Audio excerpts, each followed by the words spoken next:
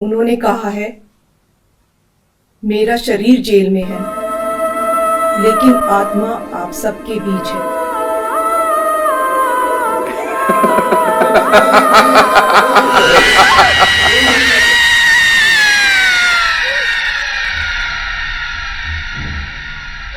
कौन है? मैं अरविंद केजरीवाल बोलूं, दिल्ली का मुख्यमंत्री।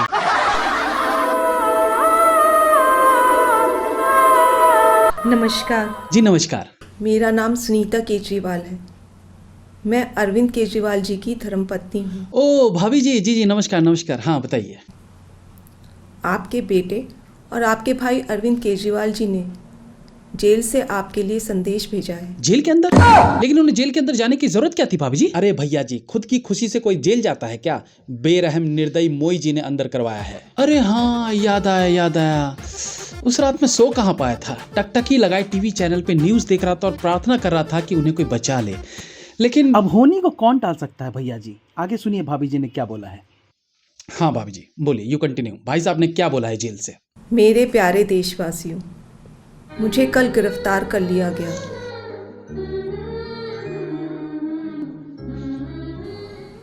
मैं अंदर रहूं या बाहर, हर पल देश की सेवा करता रहूंगा। पॉज कर ढूंढू, क्या हुआ भैया जी?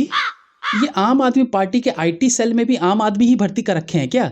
ये क्या वीडियो बनाई है? कोई क्रिएटिविटी ही नहीं है, इमोशंस ही नहीं है। रुक मैं इसे एडिट करता हूँ पहले। A few moments later. अब प्ले कर। मैं अंदर रहूं या बाहर, हर पल देश की सेवा करता रहूंगा। मेरी जिंदगी का एक एक पल देश के लिए समर्पित है। अरे भाभी जी, क्या बात बोल दी भाई साहब ने। अंदर रहूं या बाहर, हर पल देश की सेवा करता रहूंगा, मतलब दिल पे लग गई ये बात। वाह अरविंद भाई साहब, क्या बात बोल दी। अरे भैया जी आगे भी तो बढ़िए ना। हाँ हाँ प्ले कर प्ले कर। इस पृथ्वी पर मेरा जीवन ही संघर्ष के लिए हुआ है। मैं आपको कह रहा हूँ, हमारी पार्टी में जितने चोर हैं सबको जेल डाल दी। आपकी तो सरकार है। अरविंद केजरीवाल को ईडी ने गिरफ्तार कर लिया। अभी तो शायद नहीं पेला है, अब सुबह देखेंगे पेलते हैं नहीं पेलते।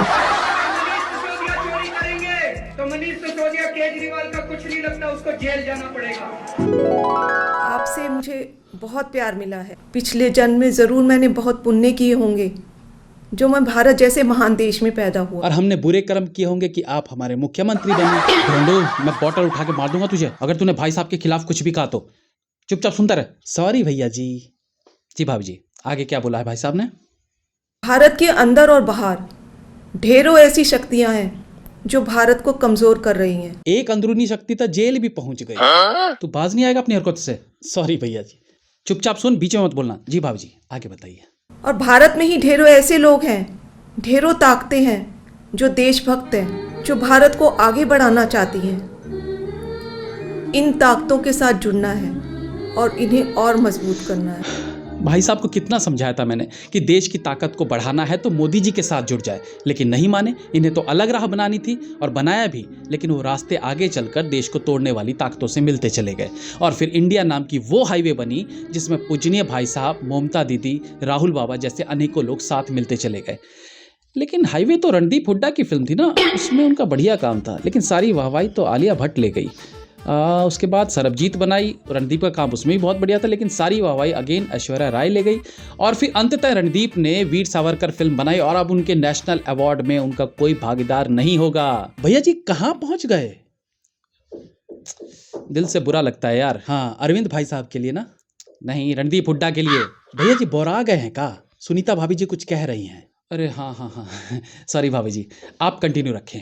ऐसी सलाखें नहीं जो आपके भाई और आपके बेटे को ज्यादा दिन अंदर रख सके। क्या बात है भाई साहब, क्या बात बोल दी आपने। मतलब कोई सलाखें नहीं जो मुझे ज्यादा दिन तक अंदर रख सके। सुन रहे हैं ना मोदी जी?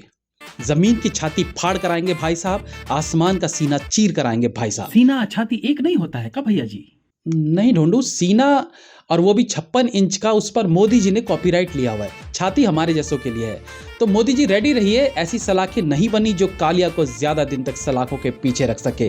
प्राण ने बहुत कोशिश की थी लेकिन कालिया जेल तोड़कर भाग ही गया था। तोड़ के पिंजरा, एक ना एक दिन पंछी। हाँ आगे क्या बोले हैं भाई साहब? क्या आज तक कभी ऐसा हुआ कि केजरीवाल ने कोई वादा किया और पूरा नहीं किया? वाह क्या एक्टिंग कर रहा है। ओह भाभी जी, कमाल की डायलॉग डिलीवरी दी है आपने इस बार। एक बार और बोल के दिखाइए। केजरीवाल ने कोई वादा किया और पूरा नहीं किया। बहुत बढ़िया। आगे। आपका भाई, आपका बेटा लोहे का बना है। जिसे लोग शहंशाह कहते हैं। करोड़ों लोगों की दुआएं मेरे साथ है, यही मेरी ताकत है। हम तो सुने थे कि आपके भाई साहब की गिरफ्तारी पर दिल्ली में मिठाई बांटी गई थी। गद्दार हैं वो लोग, एहसान फरामोश है। सही बात है, केजरीवाल जी ने उनकी बिजली फ्री की और उसका ये सिला दिया उन लोगों ने। अरे नहीं ढोंडू, वो बात नहीं है। जस्ट इमेजिन 2020 और 2021 चारों तरफ सन्नाटा था। घर के अंदर डरा सहमा आदमी इस आस में बैठा था कि उसे कहीं से एक गुटखा, एक बीड़ी, एक खैनी ही मिल जाए। लेकिन हिटलर मोई जी ने सब बंद करवा रखा था। आम इंसान नशे के लिए तड़प रहा था, बिलख रहा था, रो रहा था। और ऐसे में स्वयं पालनहार बनकर उभरे हमारे भाई साहब।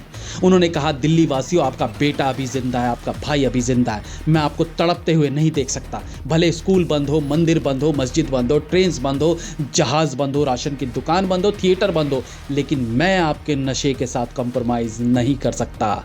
आओ मेरे प्यारे भाइयों और बहनों, लो खोल दिया मदिरा पान। जितना चाहे उतना खरीदो, एक नहीं दो पियो। एक अपने पैसों से खरीदो और एक मेरी तरफ से फ्री पाओ।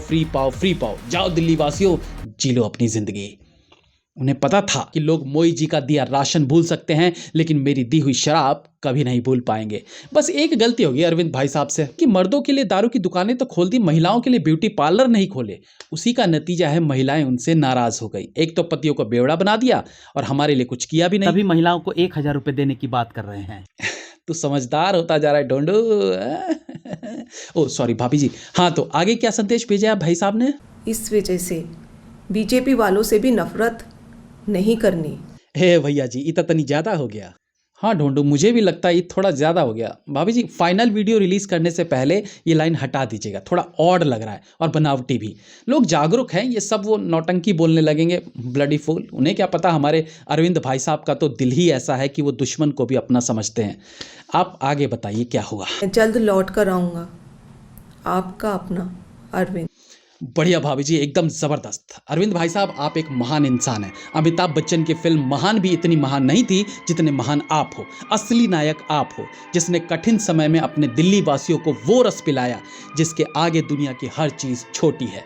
कोरोना काल में ठेके खुलवाए और शराबी जब भीड़ को चीरता हुआ, धक्का मुक्की करता हुआ ठेके के काउंटर में अपना हाथ घुसाकर बॉटल प्राप्ति के बाद उस धक्का मुक्की वाले माहौल से बाहर निकलता है तो उसके चेहरे पर एक मुस्कान थी, एक विजयी मुस्कान, दुनिया को जीत लेने वाली मुस्कान। उसके लिए वो शराब की बोतल नहीं थी, वो ऑस्कर अवार्ड था, जिसे देखते हुए उसकी आंखों में आंसू और लबों पर केजरीवाल की जय का नारा था। हर बार जब वो अपना पैक बनाता तो उस गिलास में उंगलियां डालकर केजरीवाल के लिए प्रार्थना के रूप में कुछ बूंदे हवा में उड़ा देता था। उन्होंने कहा है, मेरा शरीर जेल में है लेकिन आत्मा आप सबके बीच है।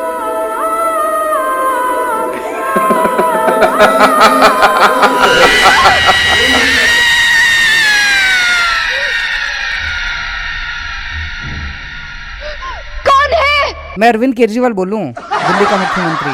खैर, अरविंद भाई साहब ने खुद बोला है कि जमीन और आसमान की छातियां फाड़ चीर कर आएंगे।